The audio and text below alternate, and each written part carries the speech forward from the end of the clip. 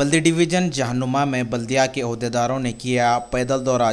जहानुमा बल्दी division के सत्तार बाग, अमजद बाग और दीगर इलाकों में बल्दिया के ओहदेदारों ने तफसीली से पैदल दौरा किया। कुल हिंद मजलिस इत्तेहादुल मुस्लिमीन के कॉरपोरेटर हुसैनी पाशा ने जोनल कमिश्नर के साथ मुख्तलिफ इलाकों में पैदल दौरा करते हुए मसाइल से वाकिफियत हासिल की। जोनल कमिश्नर को मुख्तलिफ मसाइल से हो रही परेशानियों से वाकिफ करवाया गया। बल्दिया के जोनल कमिश्नर ने तयक़ुन दिया कि बहुत जल्द उन तमाम कामों को मुकम्मल कर लिया जाएगा। इस मौके पर कॉरपोरेटर हुसैनी पाशा के हमरा बल्दिया के जोनल कमिश्नर, ओहदेदारों, सरगर्म मजलिस के कारकुनान भी मौजूद थे।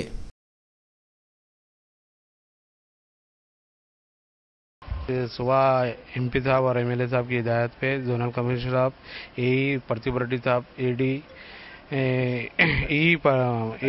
प्रकाशन साहब, एई सैनी साहब के साथ हमारे सीनियर साबिका कारपोरेटर असद बेग साहब के साथ और इब्तिदाई कमेटी और वर्कर के साथ तफसीली दौरा कराया गया।